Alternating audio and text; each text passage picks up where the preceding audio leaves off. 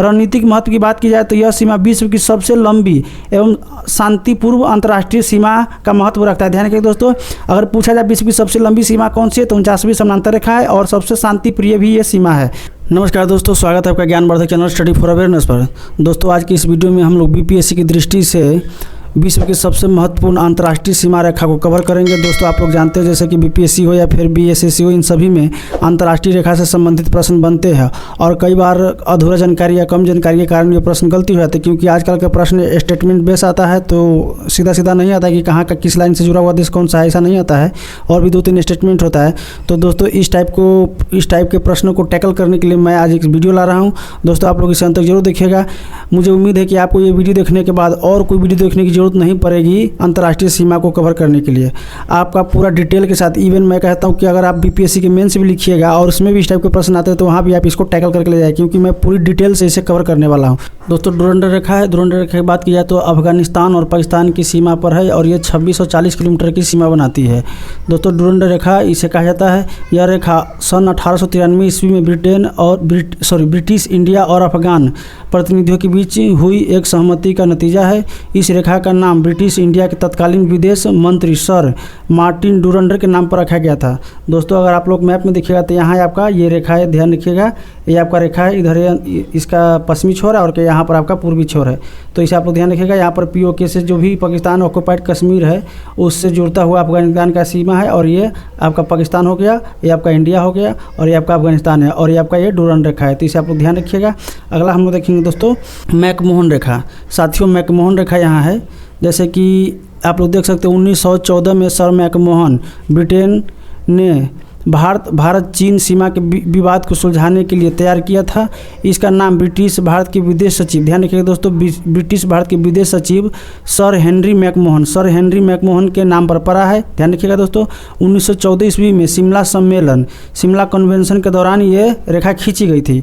यह रेखा भारत के अरुणाचल प्रदेश और तिब्बत चीन के बीच सीमा के रूप में खींची गई थी। ध्यान रखिए दोस्तों, ये सीधा चीन के, उस समय चीन के साथ नहीं था, उस समय जब खींचा गया था तब तिब्बत के साथ था और इसकी कुल लंबाई दोस्तों आप देख सकते हैं 890 किलोमीटर है। तो ध्यान रखिए दोस्तों, और मैकमोहन रेखा मुख्य रूप से इसको कहा जाता है, आप देख सकते हैं यहाँ पर ये जो आपका पीला गोला किया हुआ है इसे ही मुख्य रूप से मैकमोहन रेखा कहा जाता है। ध्यान रखिए दोस्तों, और यहाँ इसे LAC कहा जाता है, LAC।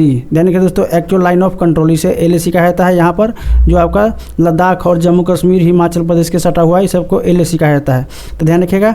आगे हम देखेंगे दोस्तों यानी रेड क्लिफ लाइन, जो भारत पाकिस्तान के बंटवारा से संबंधित रेखा है और भारतीय इतिहास में काफ़ी महत्वपूर्ण रेखा है। तो इसको हम लोग अच्छे से डिटेल से कवर करते हैं। यह सीमा, ध्यान रखिए दोस्तों, यह सीमा रेखा सर विलियम रेड क्लिफ द्वारा खींची गई थी, जो एक ब्रिटिश न्यायाधीश थे। ध्यान रखिए दोस्तों, ये रेड क्लिफ एक न्यायाधीश थे। ध्यान रखिए साथियों, कई बार प्रश्न में पूछे जाएंगे कि आपका ये कौन थे, तो ये न्यायाधीश थे। कब खींची गई थी तो दोस्तों 17 अगस्त 1947 को भारत और पाकिस्तान के बीच सीमा का घोषणा की गई थी। दोस्तों ये खींची तो पहले ही गई होगी लेकिन घोषणा की गई थी 17 अगस्त 1947 को। कहाँ तक फैली हुई दोस्तों, यह रेखा भारत और पाकिस्तान के पंजाब और बंगाल क्षेत्र का बांटती है। ध्यान के दोस्तों, यहाँ पर आपका देख सकते हैं ये पंजाब क्षेत्र है। भारत और पंजाब का जो बीचों बीच पंजाब को बांटा गया था, तो ये पाकिस्तान का पंजाब है और ये भारत का पंजाब है और यहाँ पर राजस्थान और गुजरात है, तो इसके बीचों बीच ये रेखा बांटा गया था। ध्यान के दोस्तों, और यह पूर्व की बात किया तो यहाँ पर आपका बंगाल को भी इसी रेखा से बांटा गया था, इन्हीं के द्वारा, रेड क्लिफ के द्वारा ही। जो पूर्वी पाकिस्तान उस समय कहा जाता था, वर्तमान में बांग्लादेश है, तो उसमें भी रेड क्लिफ के द्वारा ही इस रेखा को बांटा गया था। सर रेड क्लिफ पहली बार भारत आए थे। ध्यान रखिए दोस्तों, महत्वपूर्ण बात है कि जो ये व्यक्ति है सर रेड क्लिफ, ये कभी भी भारत नहीं आए थे और भारत की जियोग्राफी से कभी भी परिचित नहीं थे, लेकिन इनको जिम्मेदारी मिली थी तो इन्होंने जैसे तैसे बांटा और बहुत सारा खून खराबा हुआ था उस समय। उन्होंने केवल 5 सप्ताह उन्होंने भारतीय जो सीमा रेखा को, जैसे रेड क्लिफ सीमा बनाया गया था, 5 सप्ताह में यह रेखा खींच दी थी। ध्यान रखिए दोस्तों, 5 सप्ताह में, मात्र 1 महीना के आसपास में खींच के बराबर कर दिए। भारत बांग्लादेश की सीमा 4096 किलोमीटर भी मूल रूप से इसी रेखा के यानी रेड क्लिफ रेखा का ही हिस्सा है। ध्यान रखिए दोस्तों, जो बांग्लादेश का ये सीमा है, यहाँ बांग्लादेश का जो ये आपका सीमा है ये भी रेड क्लिफ का ही हिस्सा है। दोस्तों 14 अगस्त, यहाँ पर 14 अगस्त होगा, 14 अगस्त 1947 पाकिस्तान अस्तित्व में आया था। ध्यान रखिए दोस्तों, 15 अगस्त 1947 भारत अस्तित्व में आया, भारत स्वतंत्र हुआ था। वहीं रेड क्लिफ लाइन की घोषणा जो हुई थी आपका 17 अगस्त। तो ध्यान रखिए दोस्तों, प्रश्न कई बार पीटी में पूछे जाएंगे, क्रिएट क्लिफ लाइन की घोषणा कब की थी, तो 17 अगस्त। आगे हम देखेंगे दोस्तों हिंडनबर्ग रेखा। अब हम लोग अंतर्राष्ट्रीय यानी विश्व में घुस गए। हिंडनबर्ग रेखा, ध्यान रखिए दोस्तों, यह रेखा जर्मनी और पोलैंड के मध्य, ध्यान रखिए दोस्तों, यह रेखा जर्मनी एवं पोलैंड के मध्य स्थित है। प्रथम विश्व युद्ध के समय जर्मनी की सेना इसी रेखा से लौटी थी। तो ध्यान रखिए दोस्तों, और ये रेखा आपका यहाँ देख लीजिए, ये जो लाइन खींचा हुआ है ये रेखा आपका हिंडनबर्ग रेखा है। ध्यान रखिएगा दोस्तों, आपका ये जर्मनी और पोलैंड के मध्य है। यहाँ पर आपका पोलैंड है और यहाँ पर आपका जर्मनी है। जैसे कि यहाँ पर देख सकते हैं, ये जर्मनी है पूरा क्षेत्र और ये क्षेत्र पूरा पोलैंड है। तो इसे ध्यान रखिएगा दोस्तों, और ये आपका हिंडनबर्ग रेखा है। तो ध्यान रखिएगा। आगे हम लोग देखेंगे दोस्तों मैनरहीम रेखा। ध्यान रखिएगा दोस्तों, यहाँ पर है मैनरहीम रेखा। ध्यान रखिएगा, यह रेखा का निर्माण 2 चरणों में किया गया था। कब, तो 1920 से 1924 और 1932 से 1939 तक इस रेखा का निर्माण किया गया था। नवंबर 1939 फाइनल हो गया था। यह एक रक्षात्मक रेखा थी जो कंक्रीट मशीन गन और खाइयों अवरोध और युद्ध के दौरान गिरे हुए पेड़ों और पत्थरों से बनी हुई थी। ध्यान रखिए दोस्तों, मैनरहीम रेखा अवरोध के रूप में तैयार किया गया था। यह पश्चिम में फिनलैंड की खाड़ी से शुरू होती है। यहाँ पर देख सकते हैं, ये फिनलैंड की खाड़ी है, यहाँ से शुरू होती है और ये आपका मैनरहीम रेखा है। ध्यान रखिएगा दोस्तों, ये वाला आपका मैनरहीम रेखा है और यहाँ पश्चिम में फिनलैंड की खाड़ी से शुरू होता है। ध्यान रखिएगा दोस्तों, और पूर्व में वोक्सी नदी तक जाती है। और यहाँ पर आप देख सकते हैं, ये आपका ये आपका वोक्सी नदी है। ध्यान रखिए दोस्तों, ये वोक्सी नदी है और यहाँ पर है। तो यहाँ तक की बात की जा रही है, लेकिन आगे भी यहाँ तक है। तो पूर्व में वोक्सी नदी तक जाती है। इसका मुख्य उद्देश्य सोवियत संघ के आक्रमण को रोकना नहीं बल्कि उसे विलंब करना था, जिससे फिनलैंड को बचाने की योजना बनाने के लिए समय मिल सके। तो ध्यान रखिए दोस्तों, ये फिनलैंड को बचाने के लिए ये रेखा खींची गई थी ताकि कुछ योजना बन सके। सोवियत संघ के जवान जो सेना थे वो कुछ विलंब से पहुँचे और इस बीच आपको फिनलैंड के बचाने की योजना बनाया जा सके। आगे हम देखें दोस्तों मैगिनोट रेखा। यहाँ आपका मैगिनोट रेखा है। ध्यान रखिए दोस्तों, फ्रांस द्वारा खींची गई जर्मनी और फ्रांस के बीच की सीमा रेखा को यह मैगिनोट रेखा कहा है। तो ध्यान रखिए दोस्तों, मैनरहीम किसके था, तो जर्मनी और पोलैंड के बीच, और मैगिनोट किसके बीच है, तो आपका जर्मनी और फ्रांस के बीच है। यह रेखा कंक्रीट, लोहा इत्यादि से मिलकर बनी है। इसका निर्माण 1929 से 1938 के बीच किया गया था। ध्यान रखिए दोस्तों, और यहाँ पर आप लोग देख सकते हैं आपका ये रेखा है मैगिनोट रेखा। ध्यान रखिए, देखिए ये आपका पूरा का पूरा मैगिनोट रेखा है। ध्यान रखिए, और आपका ये यहाँ पर आपका फ्रांस है। देखिए यहाँ फ्रांस है और इधर आपका जर्मनी है। तो इनके बीच में ये सब रेखा मुख्य रूप से द्वितीय विश्व के आसपास में खींची गई थी। तो ये भी आप लोग ध्यान रखिए। कभी आपको मान लो गैस भी करना है तो ध्यान रखिएगा कि सभी रेखा जितने भी अंतर्राष्ट्रीय रेखा है कुछ को छोड़ दिया है तो अधिकतर द्वितीय विश्व या शीत युद्ध के समय में खींची गई थी। आगे हम लोग देखेंगे दोस्तों 17वीं समानांतर रेखा। यहाँ पर है 17वीं समानांतर रेखा। तो किसके बीच है, 17 पैरेलल रेखा। तो यह उत्तरी वियतनाम तथा दक्षिणी वियतनाम के बीच स्थित थी। ध्यान रखिए दोस्तों, यहाँ पर है, ये आपका उत्तरी वियतनाम है और ये आपका दक्षिणी वियतनाम है और ये आपका 17वीं समानांतर रेखा है। ध्यान रखिएगा। स्थित वियतनाम के एकीकरण के पहले यह देश 2 भागों में बांटती थी। ध्यान रखिए दोस्तों, वियतनाम हालांकि अभी एक हो चुकी है लेकिन इससे पहले 2 भागों में बांटी थी। यह रेखा नहीं, क्योंकि वियतनाम अब संयुक्त हो चुका है। अब ये रेखा नहीं रहा क्योंकि वियतनाम अब एक हो चुका है। यानी 17वीं पैरेलल रेखा 1954 के जिनेवा समझौते के बाद अस्तित्व में आई थी। ध्यान रखिए दोस्तों, 1954 में जिनेवा समझौता हुआ था, उसके बाद अस्तित्व में आया था। बाद में 1975 में जब वियतनाम युद्ध के बाद दोनों भाग एक हो गया तो ये रेखा खत्म हो गया। दोस्तों ये रेखा बनने का मुख्य कारण ये था कि ये आपका जो था ये पूंजीवादी देशों के कब्जा में था। पूंजीवादी जैसे कि ब्रिटेन, फ्रांस, अमेरिका इत्यादि के देश में आपका साउथ वियतनाम कब्जा में था, यहाँ पर उनका विचारधारा था। और ये आपका सोवियत संघ, चीन इत्यादि के विचारधारा से फ्लोई था। यानी यहाँ समाजवादी सरकार था और यहाँ पूंजीवादी सरकार था और इसी के बीच ये दोनों लड़ाई करते थे आपस में। और इनको फंडिंग कौन कर रहा था, तो उत्तरी वियतनाम को कर रहा था चीन, रूस इत्यादि, और दक्षिणी को मुख्य रूप से अमेरिका। तो ध्यान रखिए दोस्तों, और वियतनाम युद्ध विश्व में बहुत फेमस है। यहाँ पर अमेरिका को मुंह की खानी पड़ी थी। आपका 24वीं समानांतर रेखा। तो दोस्तों यह रेखा थोड़ा सा ट्रिकी है, मैं आपको समझाता हूँ किस लाइक से। 24वीं समानांतर रेखा भारत एवं पाकिस्तान के बीच में मानी जाती है। यह रेखा भारत तथा पाकिस्तान के बीच कच्छ में स्थित है। पाकिस्तान के अनुसार यह रेखा भारत पाकिस्तान के बीच ठीक सीमा का निर्धारण करती है, लेकिन भारत इस रेखा को स्वीकार नहीं करता। ध्यान रखें दोस्तों, यानी हम लोग भारतीय हैं तो हम लोग के लिए ये रेखा अस्तित्व भी नहीं। लेकिन अगर प्रश्न कभी बनता है तो आप लोग इसे ध्यान रखिएगा, क्योंकि भारत ये रेखा को नहीं मानता है। और यहाँ आपका है ये रेखा, यहाँ पर है। ध्यान रखिए दोस्तों, ये रेखा इस टाइप के यहाँ पर है और यहीं पर कहीं आपका यहाँ पर है, यहाँ पर ये कच्छ के आसपास में ये रेखा है। तो आप लोग ध्यान रखिएगा दोस्तों, कच्छ के रन में ये रेखा 24वीं समानांतर रेखा है, ये भी आप लोग ध्यान रखिएगा। 38वीं समानांतर रेखा, और ये विश्व इतिहास में महत्वपूर्ण रेखा में से एक है और अभी भी ये है। तो मैं बताता हूँ और डिटेल्स के बारे में। पृथ्वी पर उत्तरी गोलार्ध में स्थित एक अक्षांश रेखा है जो अक्षांश 38वीं नॉर्थ लेटीट्यूड पर है। ध्यान रखिए दोस्तों, 38वीं उत्तरी अक्षांश पर रेखा है और ये आपका यहाँ है, ये रेखा यहाँ है, 38वीं समानांतर रेखा है, उत्तरी गोलार्ध में है। और किसके बीच में है? तो आपका नॉर्थ कोरिया और यहाँ है आपका साउथ कोरिया। और ये भी मुख्य रूप से समझिए कि यहाँ भी दो विश्व खेल गया था, जैसे कि उत्तर में किसका विचारधारा है? तो चीन, रूस इत्यादि के विचारधारा है। और नीचे में कहाँ की विचारधारा है? तो आपका कैपिटलिस्ट यानी पूंजीवादी लोगों की विचारधारा, यानी अमेरिका, फ्रांस, जर्मनी इत्यादि, ब्रिटेन, इस सब के विचारधारा, यानी इनके सहयोग से ये साउथ कोरिया युद्ध हुई थी। और दोनों के बीच में कई बार युद्ध हो चुका है इस सीमा पर। ध्यान रखिएगा दोस्तों, कई सारे टनल भी बना हुआ है, जैसे टनल यहाँ पर एक है, टनल 2 होगा, यहाँ पे टनल 3 है, टनल 4 है, तो इस तरह के टनल बनाए गए हैं आवाजाही के लिए। लेकिन कई बार यहाँ युद्ध हुआ है और डिटेल इसके बारे में हम लोग देखते हैं। इसके महत्व क्या है? तो कोरिया का विभाजन द्वितीय विश्व युद्ध यानी वर्ल्ड वॉर 2 के बाद 1945 में कोरिया के 2 भागों में विभाजित करने के लिए 38वीं समानांतर रेखा की सीमा बनाई गई थी। इसका 2 भाग जब किया गया था तो उसी समय 38वीं समानांतर रेखा को सीमा माना गया था। उत्तरी कोरिया 38वीं समानांतर रेखा के उत्तर में सोवियत संघ के प्रभाव में था। ध्यान रखिए दोस्तों, जैसे मैंने अभी कहा आपको कि उत्तरी कोरिया सोवियत संघ और रूस के प्रभाव में है, वहीं दक्षिणी कोरिया 38वीं समानांतर रेखा के दक्षिण में या अमेरिका के प्रभाव में है, और अभी भी है और उस समय भी था। कोरियाई युद्ध की बात की जाए तो 1950 से लेकर के 1953 इस युद्ध के दौरान 38वीं समानांतर रेखा पर कई बार संघर्ष हुआ है। युद्ध के बाद 1953 में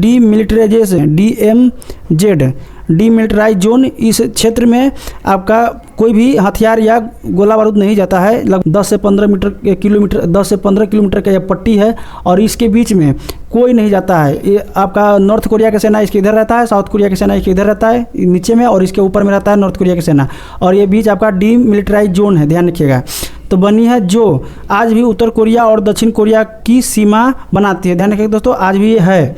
विशेषता की बात की जाए तो यह एक राजनीतिक और सैन्य महत्व की रेखा है जिसे अंतर्राष्ट्रीय संबंध और शीत युद्ध के इतिहास में विशेष स्थान प्राप्त है। तो इतिहास में इसका विशेष स्थान है, तो इसे आप लोग ध्यान रखिएगा।